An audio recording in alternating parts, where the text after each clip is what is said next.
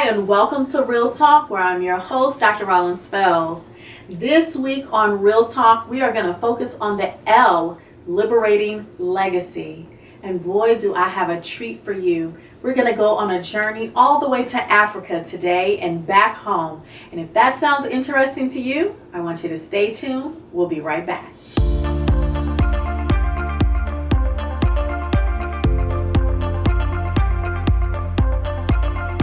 Hi, Real Talk family, and welcome back. Before we jump into our show today, I want to take a moment to thank our sponsors, The Listening Tree, Sis Motivation, Faith, Strength, Jewels Boutique, and Griff Tours. Now today on Real Talk, I am going to introduce you to someone who I have known since elementary school, and he's going to give us this journey from Virginia all the way to Africa and right back home. And so with that, Michael Carter, welcome to Real Talk. It is a pleasure to have you. Thank you, Dr. Phelps. We won't talk about the number of years that we've known each other, but it has just been amazing to see us growing up in a rural community. Our parents worked together, right? Yes, they did. At Virginia Power, now Dominion Energy. That's right. That's right. So we did all the family cookouts with work and high school, James Farmer Scholars. Yes. Shout out to James Farmer Scholars, Dr. James Farmer. Queens of Color and Brothers on the Quest. Brothers on the Quest. Yeah. Drug-free schools. Yeah. And now, fast forward a few years, and here we are. Yes. So thank you for accepting my invitation.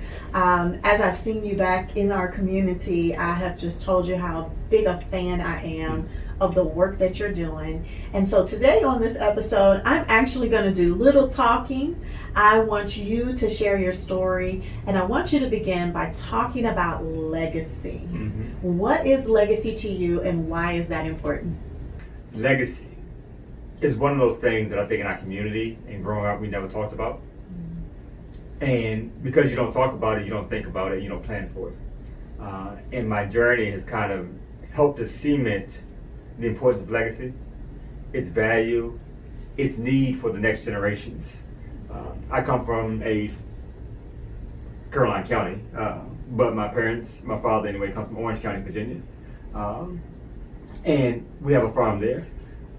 And I would say a legacy farm. And that legacy farm, I didn't realize it was a legacy farm growing up. It was just someplace you went in the country. You know, you hate when you go see grandma, and that was that. Mm-hmm. You go see grand, you went there and you played kind of, sort of. You didn't like it because nobody else was there because it wasn't a city. Right. It was 150 acres of nothingness that you didn't really value or appreciate.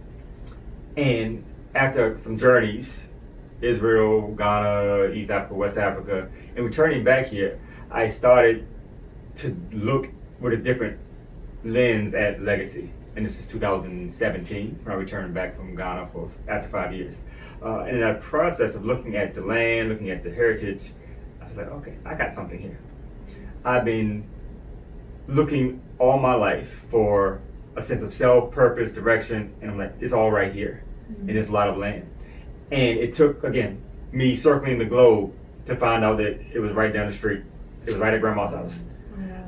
And legacy, I guess for me, then it switched from this legacy to learning about what my forefathers and foremothers did, and then making sure that I expound upon that.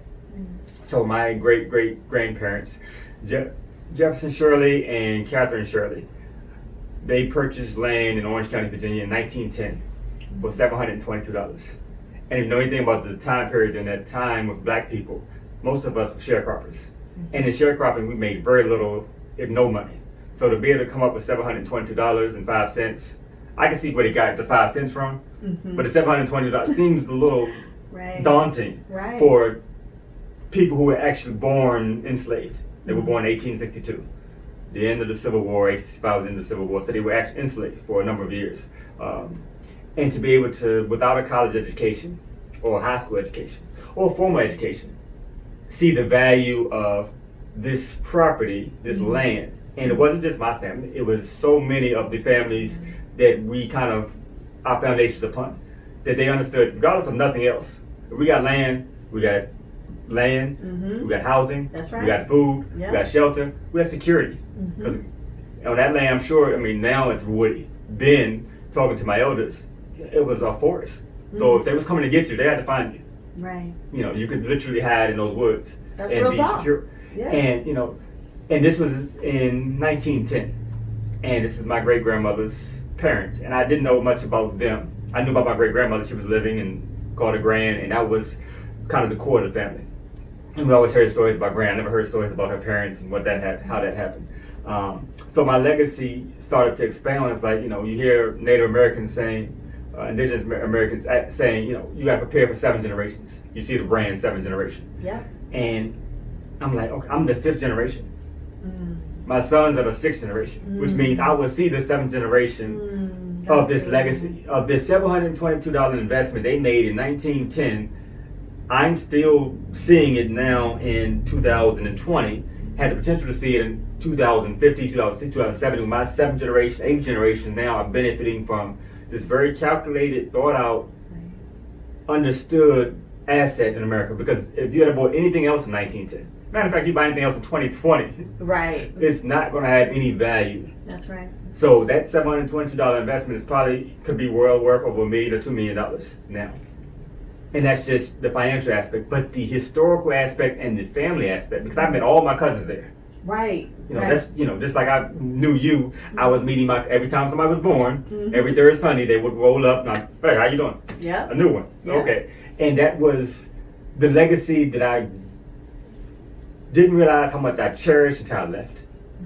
So while living in Ghana, I never had that experience to be able to interact with the uncles, hear them cussing and drinking and cooking stuff that I would never eat, you know, and having to, you know, now try to relate to a different culture.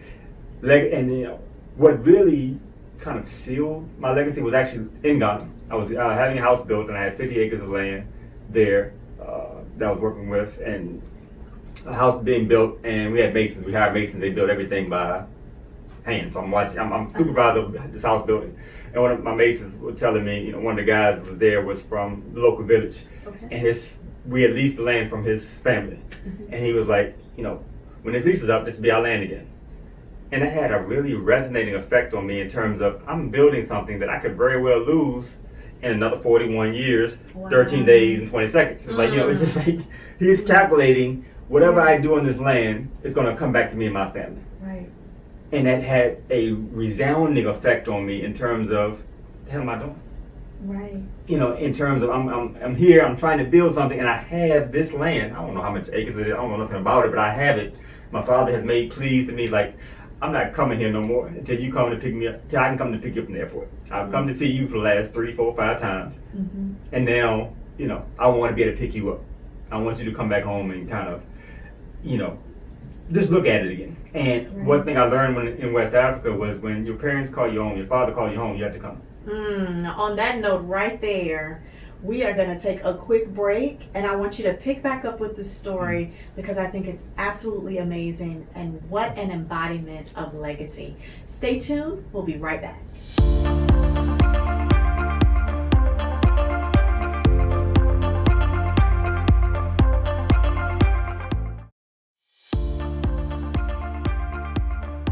Real Talk with Dr. Rollins Fells.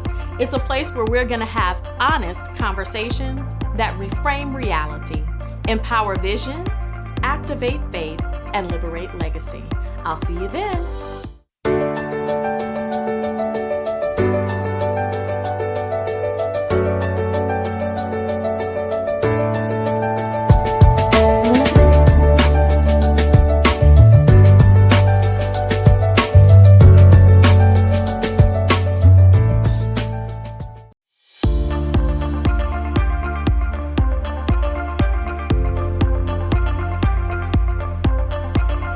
And welcome back, where we're here with Michael Carter having a conversation about legacy.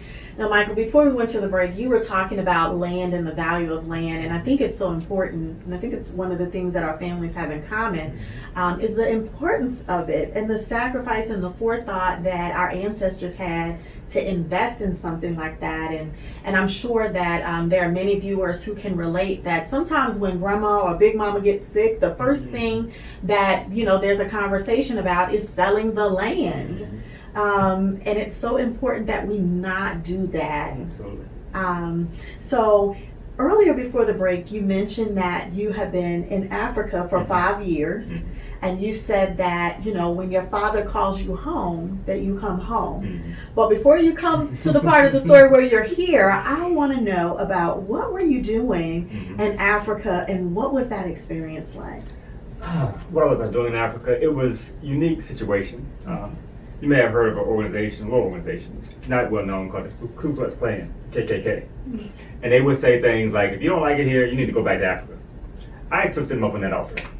I said, I'm not liking what I see here in terms of the environment. At the time, I had a 16-year-old son, and small children, one that was 2.5, the other was 6 months, living in the Washington, D.C. area, and dealing with a 16-year-old and his culture and environment. I'm worried about when he goes to school, is he going to make it back? I never wanted to get the call of, hey, you need to either identify him or pick him up. And that was concerning to me. So we had been talking about the idea of returning back to Africa and going to Ghana. I'd been to Ghana numerous times already. And 2011, I went in August of 2011, and the sign came, earthquake in Louisiana, which was right down the street. Right. Remember that? Yeah. So I was in Africa. My wife calls me, panicking. The earth did something, the house did, I don't know what, panicking. Yeah. So we had initially planned to actually move back to our family land. But then it was like, if the earth is moving down, we ain't going back there. So my grandmother, she's like, I don't know what's going on. Y'all doing something crazy. So that was my sign. So I left May 12th, 2012. Okay. And again, it was just an escape. I didn't have a job. We had some savings we understood we thought we understood the lifestyle and the culture in terms of finances and everything else. Okay. But unfortunately, when you do things like that, you go with an American mind. And that American mind really traps you into poverty. Okay. And I say that in the sense that you're looking at things that are relatively inexpensive when you talk about food. Ghana has some of the best pineapples in the world. Okay. Pineapples that you can eat the core. You can literally eat it like an apple, and it's so sweet. And it's like, oh my goodness. And so I'm like, you take something like that. And then with my Costco mentality, I'm like, I want 20 CDs worth of that. So that's maybe 20 pineapples. 20 CDs like $5. Okay. Cool. And it ain't costing me nothing. That's in budget. Okay. But I haven't thought about this is real food. I'm not possibly, even my children and everything, gonna be able to eat 20 pineapples in the duration of time before they start to juice themselves on the counter. So after the third or fourth time of having those things juice on the counter, I'm like, okay, I gotta change my mindset because I have this mindset of bulk shopping versus a mindset of going to the market every day to get what you need, fresh, cook it, and then go back to the market the next day and do the same thing. That's not something that we do. That's a paradigm shift. It's definitely a paradigm shift. So in the course of that reality, I started to move around to different places or live in different places. We moved from the house we were at to another house and with professors. So it's like an upper middle class neighborhood. And we broke from the African American mindset, got no money, but we got more money than anybody else. It's like we no income coming in. I'm following. But we are living well because our savings are carrying us through that. And then I got a call to work on a project with the African Hebrew Israelite, the African Boreholes Initiative, to work with a greenhouse project in Winchi, which is like the bread basket of Ghana. Okay. And that's negotiations, and they're going to pay me an American salary. Okay. We out. You know what I'm saying? So we moved there, or went up there, and started working in agriculture, and working with a factory there, and we went from there to another place in Sokope. We worked on a farm and kind of did like a CSA organic delivery service with vegetables. So I was getting and working with local people. There was a lot of paradigm shifts in that as well, because I'm working in an agriculture environment with young black people who look like me, just as dark as me, and they would say, "How you doing, boss? What's up, massa? Massa? You know, they would call you master. They'll call you boss. And from my upbringing, that's like, I ain't no confederate. I started to see myself as an overseer. And that was a real, because I have to send people to the greenhouse. The greenhouse, okay, Ghana is hot. Okay. The dry season is hotter. So it's like, okay, it's 95 degrees outside. Now I gotta send you to a greenhouse, which is covered and hotter in the middle of the day, 1 o'clock. Wow. After lunch. Let's go, you know, hand pollinate these tomatoes. Go check these tomatoes. And you gotta do it. And I'm like, oh my goodness, this is how our enslaved ancestors were forced to work continually for pennies. These individuals, there's 20 people on the farm, or that particular farm. I made more than all of them combined. Like double than all of them combined. And you could see kind of the disparities, but I also could feel like I'm okay with it, but I'm not okay with it. Right. Like I ain't trying to be broke, but I got an understanding of how privilege feels from another perspective. Wow, Michael. And that became, you know, it's like, I like it. I like to be able to go to the hospital and move straight to the front of the line because I'm paying cash and not working with insurance. Gotcha. I like to get preferential treatment. When me and my children come, I look different than everybody else. I'm the white man. And that was another thing they had to deal with. When they call you white man. Weird. But they call you white man not because of your skin color per se, but because of your mannerisms. Oh. So they would actually see the content of your character and not the color of your skin. And they could see it in the marketplace. They could see it when you were interacting with them. You didn't communicate like a Ghanaian because we have a certain amount of aggression to be coming. So you find a lot of the African Americans and other people that's not from there arguing over like a nickel or a quarter or something because of principle. Because we're principled people. Gotcha. We're not sensible. Like, take that dollar and go head on about yourself. Why am I arguing about you getting my pressure up for $1, for a quarter? So these were some, you know, so this was a part of the process of the journey, because the journey took a lot of transformations that, you know, and we lived under the shadow of the slave dungeons, which we never learned about. Wow. And we never learned about the first passage. We learned about the middle passage, but we never learned about that beginning. And it became my goal and my desire to tell the story of that first passage, because those individuals' names were never even considered. They died before they made it to the ships. And we don't know how many, we don't know any survived, or we know they survived, we don't know anything about them. Wow. The story has just unfolded in a way that I feel like I'm with you there. And I think that your lived experience really explains a lot about the next leg of your journey. And so when we come back from this commercial break, we're going to continue the story with Michael Carter. Stay tuned. We'll be right back.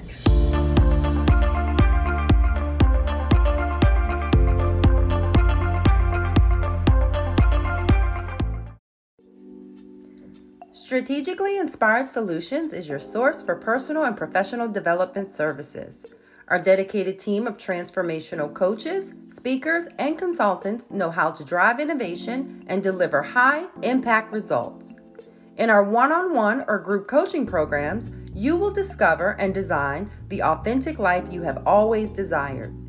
Strategically Inspired Solutions also offers comprehensive consulting services to small, mid-size, and large firms. We invite you to join our family of clients and partners by visiting our website at www.sismotivation.com. We look forward to working with you in creating a newfound purpose, vision, and energy for yourself, your company, and within your communities.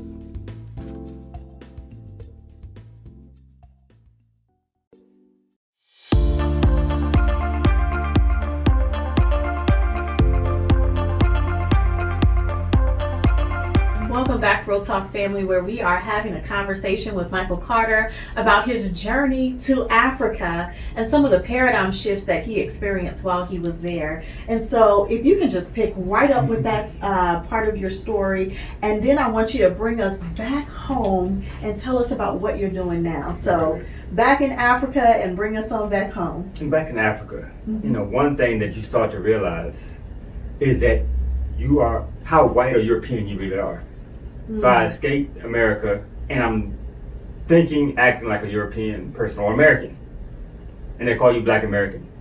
And as you're looking at the landscape, you're starting to realize there are no Black people in Africa. Explain that. they don't identify themselves as black. They have a ethnic, tribal, national origin. So they could be Ewe, Fulani, Kikuyu, Zulu, Hausa, and you find that all across the continent. That people don't become black until they hit the shores of America and cross immigration. That's when all your identity, all of your legacy, all of your history is now thrown away, and you're not who you were as an individual. You are lumped into this group of black, which covers pretty much from the 1/8 Octomaroon all the way up to the Congolese or the Sudanese, what we consider jet black individuals, and you're lumped in that together. And most Africans don't realize that. So they're thinking, and this is some of the issue in terms of when you talk about like the enslavement of Africans and why it happened, because these were nations that were warring each other. They didn't see each other as one. Right. They were black people. They were not black people. They were They had national origins. Just like you had Germany and the Dutch, they would fight because they had different things that we couldn't see in terms of cultural differences. They see. Just like here, even in Caroline County, you see the difference between Bowling Green and Dawn.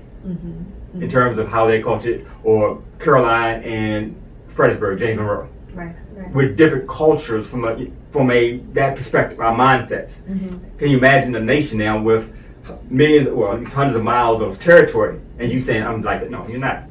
And they may not speak the same language. They may not. So let me ask you a question, because you said earlier that you went to Africa escaping. You were on a fleeting mission to go there. And so while you were there, what did you discover about yourself that changed you so that when you came back home, you were not the same person? I don't know if I wasn't the same person. I was enhanced. I had a foundation. I was the brother on the quest, Malcolm Farrakhan, real militant brother in high school. And that foundation was there. But what enhanced me was my world view and my desire now to not necessarily see things in black and white, but to see things in terms of legacy. That's good. In terms of leaving something greater than myself to my children, my family. I stumbled upon this fruit when I was working with Dr. Rita Marley, Bob Marley's wife, and her foundation in Ghana. And it was a fruit called Balkunga. And I ate that fruit. And I ain't been right since. In terms of how my thinking changed. It's supposed to be a psychotropic plant. I ate a little bit of it. I don't know how much of it went down or how much of it came back up. But it was that from that moment on, my view about the creation, about agriculture, about my role in it, my responsibility to those ancestors whose shoulders I'm standing on became much more alive and passionate. So my father's visit with me, my parents' visit, coming to see us again, his words echoed, "You need to come home." So packed up, came back. I didn't realize how it was going to echo because we returned back in July. We came back in May of 2017. With a return ticket, went, and I'm on a tarmac in Dulles, like, I should have stayed at home. I had to come up with some other plane money to come back here. So we stayed for 2 months and then returned back September 17, 2017. And been back here ever since because the land was calling me. The legacy, it's like, I'm telling this, I could be telling the story of those individuals who suffered during the beginning of that passage, but I also can tell the legacy and the story of those individuals whose people I knew. My great-grandmother, my grandfather, who I had no idea anything about. I knew he had issues with certain things, as older black men do. I didn't understand he was a war veteran in World War II. And in that World War II, his role as a soldier was he was burying people. And he buried people for 3 years. Every day. And his brother was there as well. So, and many times they didn't necessarily bury you when you were dead. Because if you were mortally wounded, they couldn't save you, but you still had to go in a hole. You weren't going to make it. And you never knew if your brother was going to be one in that hole. You never knew if you didn't know. And during this time that he was doing this, the land that we had was for sale because of a debt that was occurred during the Great Depression. So my great grandmother had him, my Uncle Alfonso, my Uncle Roy, send back their pay, which was $22 a month. Oh, wow. From the Army to go back to keep the land in the family. So they were financially strapped because they were sacrificing for a greater legacy. Right. As well as dealing with the toils of war. And then to return back here and be treated like a nigga. No pride in terms of what you sacrifice, the mental, the physical. So you couldn't go out and get a job. You couldn't participate in the GI Bill and go get a higher education. They sent you to a black school to learn to get a degree in agriculture. Like, I had a degree in agriculture before I left. You see, this is what we was doing before we went to war. Right. You know, you ain't teaching me nothing. What you're doing is just placating me, and had to deal with that, but still be the man. Still be, you know, and have to carry all of that weight. And I didn't understand that he had to carry all that weight. I didn't understand that various family members had to carry, the community carried that weight. Right. Where the black men could not be providers like they wanted to be. So the wives had to go out and clean houses. Because I can only work in the sawmill making X amount of dollars. And all the black folks are working at the sawmill. So it became much more impartial for me to share this story and the legacy of my family. So Carter Farms then was born out of that response, and not necessarily born, but recreated or enhanced. Right. You know, so we've been farming for 11 generations. My family goes back to at least 1745 when individuals from Scotland came to America, and they were black people from Scotland who were supposed to be indentured servants and then became enslaved. And then even prior to that, my family's history starts at the first plantation in the United States, which was the Shirley Plantation in 1622.